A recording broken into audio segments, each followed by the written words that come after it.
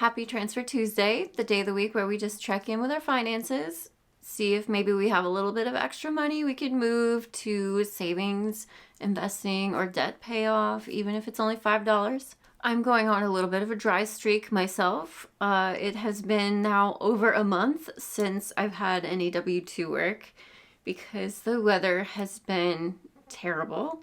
I've had a boat assignment, I think, 3 out of the last 5 days, and they've all been canceling. Of course, it is like insanely high winds over the last few days. We're in another really cold snap. I got a boat assignment for tomorrow who's going out for an overnight tomorrow night. So leaving tomorrow morning, landing sometime Thursday. They just always end up being a lot longer than just an overnight. And I can't with those right now. It's too crappy. And I looked at tomorrow's offshore forecast, and it's still a gale force warning until midnight or so tonight. So the seas are still going to be rough tomorrow. And I was just like, no, I'm not signing up to go be sick offshore for probably close to 48 hours. So I just turned down work. But in addition to that, this week I actually drew some more money from a sinking fund, from my Homestead sinking fund specifically, which I'm smiling a lot because it's a really happy reason for me. I'm super excited about, moving towards a life of self-sufficiency and growing my own food and all of the things that come with that kind of simpler life, if you will. Saving up for a homestead is like the only dream I have in my heart these days. Spring isn't here yet. Of course, we're still in the dead of winter, but it is coming. And so I pulled some money out of my homestead fund to prepare for that, which I'll talk about in just a minute. First, I'm just going to cover the money moves from the last week. I have 2 money moves to cover. The first one is in the form of a super thanks that came in last Wednesday from Robert, of course. Robert has been so nice helping boost my YouTube income by sending me money through super thanks, and it is incredibly appreciated during this time of low W-2 work. YouTube is my other income, even though, I may be small comparatively. It's something. And so last Wednesday, Robert sent me $10 in super thanks and said, "Everything will work out, Rachel. You are definitely an inspiration and you send out many positive vibes. Have a great day." Thank you, Robert. I appreciate that very, very much. And the other money move came in this morning, actually, and it was from Mark. He sent me $50 through PayPal, and he said, "Happy Transfer Tuesday, Rachel. You're doing great." Thank you, Mark. I appreciate that very, very much. I am going to apply that $50 towards my rent for the month of March because, February is not looking great for the sea days. So I really appreciate the help with that. Thank you so much, both of you. Now on to the money I pulled from sinking funds. I think I said I already pulled it out, but I haven't yet.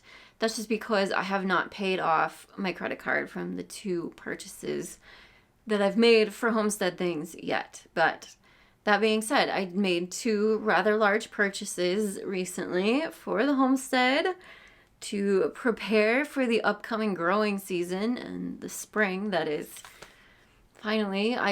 Even though it's absolutely frigid today, I feel the timing of spring is coming and it's making me so excited. But I'm going to be pulling out about $300 from the homestead fund, which is kind of a lot, but that money is going to 2 separate things. One of those things was a $160 purchase in total on seeds for the garden this year. And also I did buy some soil as well. I did need, I got a bag of big soil and a couple small bags of seed starting soil that I'm going to mix with the bigger bag to fill my seed starting trays. And I did have to purchase some of the bottoms. I've shared with you guys that I got some free off Facebook Marketplace. Thank you, Victoria. It turned out afterwards she's been a long time subscriber. So thank you for this free seed trays. I just needed to get the drip tray, I think it's called, that goes under it, of course. If you're going to bottom water, or, water from the top. You don't want it going all over the floor. So I did have to grab some of those. But the bulk of the $160 was spent on seeds specifically. I do still have some seeds left over from the windowsill veggie garden, but it is not inclusive of everything that I want to grow this year. So had to bulk up quite a bit. And again, $160 on some soil and some trays and seeds. I mean, it feels like a lot, but honestly, it's really not. Like, the soil itself was probably $40. The trays, maybe another 10 or something. I'm not really sure. And seeds add up quickly. But the good thing about seeds is, one, they're not all going to be planted this year. So I will have some that will contribute to next year's garden. But also some of the seeds are for things that are going to come back every year. So they're kind of, hopefully in theory, plant it once and it'll regrow for years to come. $160 really is not even that impactful at the grocery store these days. Since my life is like financially focused, this channel is all about finances. The point of the garden is not only to bring like mental happiness and just everything my soul is craving, but also to offset the insane cost of groceries. I don't see that getting any better, and I just want to, I guess, pull some food security back into my own hands.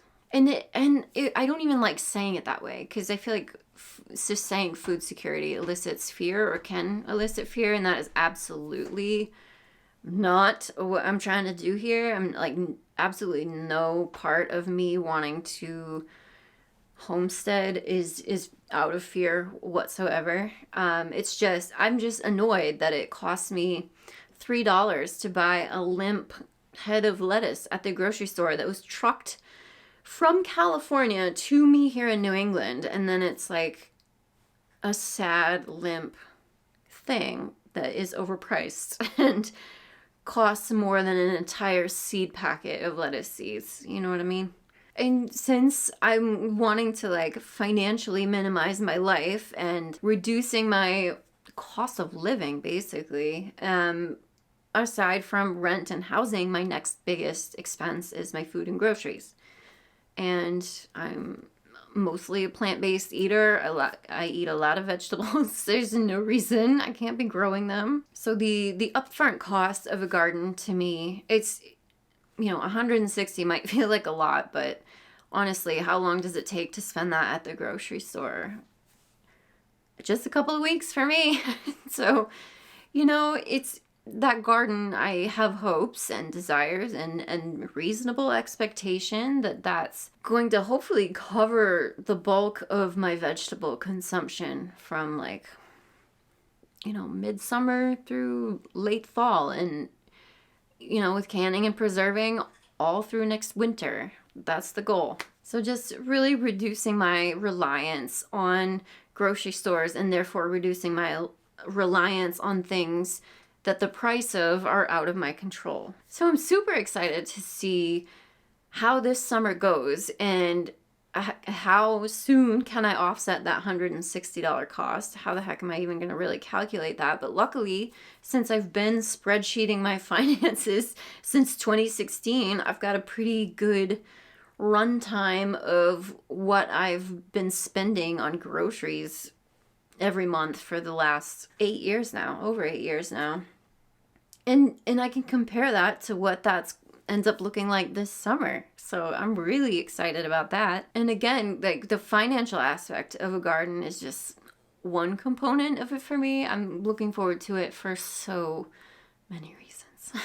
There's a couple of seeds that I have not been able to get my hands on yet, and that is echinacea, and I forget what else. But also, like, in addition to veggie garden, we're doing a whole tea and herb garden as well, of course. So I definitely want to get some echinacea. So I'm not done buying seeds. There's a couple more things, and I'll share with you guys every single type of seed I got for anyone who might be interested in that. I'm really excited about it. In fact, this last weekend I started my strawberry plant seeds and onions. And I've already winter sown a few things I've showed you guys. I think broccoli, onions, and cabbage maybe outside, or was it cauliflower?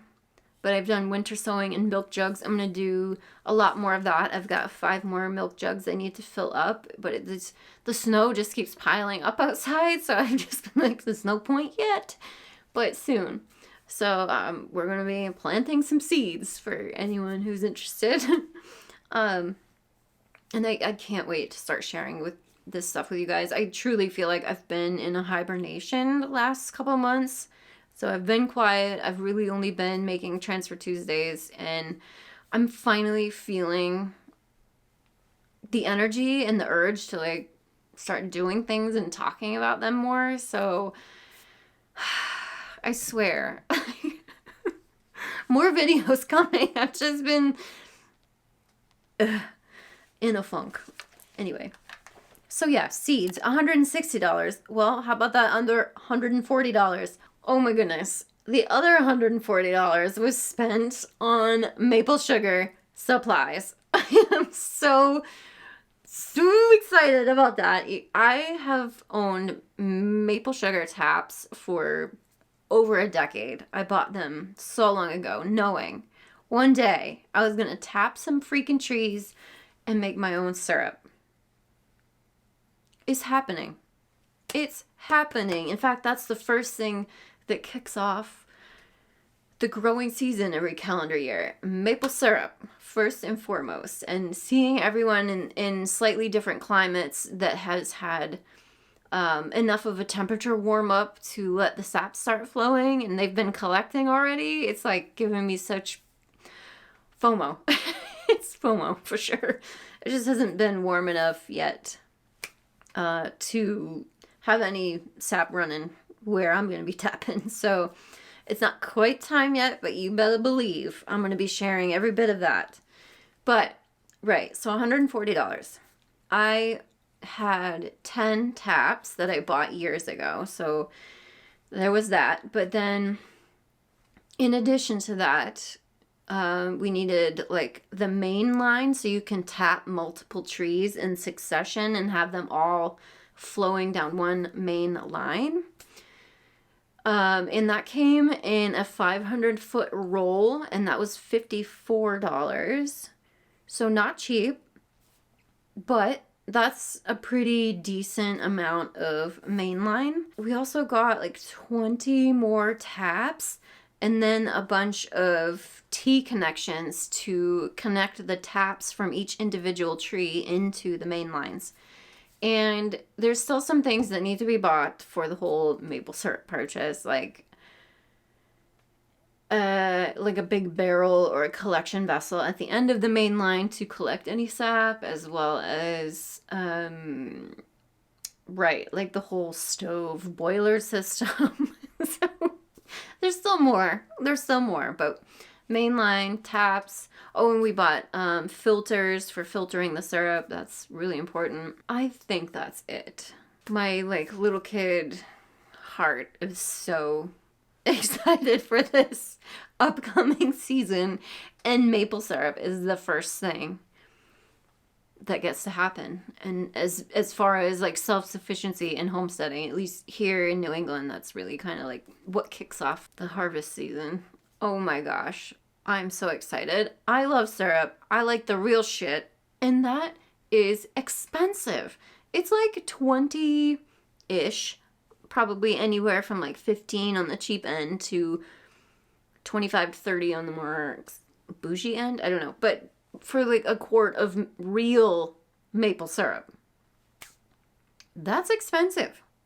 I would like to not have to pay for that anymore. So $140 on maple sugaring supplies that are going to last for years to come, which is cool. Like, you can put that main line up and you can leave it there for years. It's definitely more of an upfront cost, but so the return payoff is going to be stretched out over years. But to eliminate hopefully a year's worth of maple syrup, again, not that I eat that many pancakes, but I like pancakes, you know, to be able to eliminate that expense from my groceries over the next year, that would be so cool. So can we do it? Can we get enough sap to boil down? I don't know. We're going to try, and you're damn right I'm going to share it. I am so excited to share all of this. Like, this is the kind of stuff I want to talk about. And I'm so intrigued to see how this lifestyle, which, yeah, okay, year one is going to be a lot of upfront costs, but over the long term, how is it going to impact my food and grocery budget? And I think it's going to impact it very positively eventually. Again, maybe not right out of the gate, but I feel very strongly that it's going to have a really positive impact for many years to come. It's just going to get better over time as I become a better gardener over time and get better at these skills over time and all of the things, all of the reasons. So we don't need to dive into that today. It's still just Transfer Tuesday, but I have so much excitement for everything that's coming this year. One of these days it's going to warm up enough for the trees to start running their sap, and I want to be there to catch it. So yeah, hang around if you're into that kind of thing. And oh my God, we cannot do a Transfer Tuesday without a rental property update. Ugh. So in trying to get it listed in the name of the person who is my designated agent in Missouri, in the state where my property is, because it's held in a trust instead of in my name, and that's for, personal protection reasons. Yeah, Missouri requires that out-of-state landlords have a designated registered agent. That's probably pretty standard across the board. I don't know. But anyway, I called my legal team because they're the ones that contracted out this registered agent person. And I said, okay, I'm getting ready to list this. How do I get a hold of this person? Because this person is on the deed and they need to sign off on the listing agreement. I can't do it because the house is not in my name. And they were like, oh, actually, we're right now in the process of switching over our Missouri property holders or our Missouri customers to a new designated agent. So we'll just put you first on the list since you called us today. They gave me the option of switching it to their new designated agent and then going down that whole process, which was already confusing for the title company. The trust documents were confusing. It was a whole thing. But they said, or we can just quit claim it back to your name so you can just sign your own listing papers and do all that thing. So that's what we done. Well, I couldn't do it yesterday because yesterday was a holiday, but today paperwork got notarized and in the mail, and so it's on its way to Missouri. So they just have to get the house back in my name, then we can get it listed. Probably won't be next Tuesday either. I'm just telling you right now. It's okay. It's okay. I knew this would not be a quick, straightforward, easy process like we would like it to be. So I'm not irritated or upset about it. Whatever is what it is. It's at least at the point where it's okay. It's just like some minor paperwork details at this point, and then slap it on the market. I don't know. See what happens. And they did see some comments about the list price on the last video. Some of you think that's low. Because I last week mentioned we're going to list it at like $89,500, I think, to start. But that's actually very fair and comparable for exactly where it's located. So I understand. Like, no way in hell could I, anywhere near me right now, purchase a 3-bedroom home that's actually livable, functional for $89K. Not a chance, but apparently in Missouri you can. No, I don't think it's like the best neighborhood or honestly like the best condition house. It needs work. I know that. It's even other comps in the area are about the same, so it's all good. Hopefully I can get this rental property sold one of these days so I can add any profits from that property to the Homestead fund and like really move forward with things, you know what I mean? But Anyway, that's all I have for the moment. Thank you guys for being here. Thank you, Robert. Thank you, Mark. As always, please feel free to let me know down in the comments what money moves you've made towards your financial goals, and I will see you again very, very soon. Bye.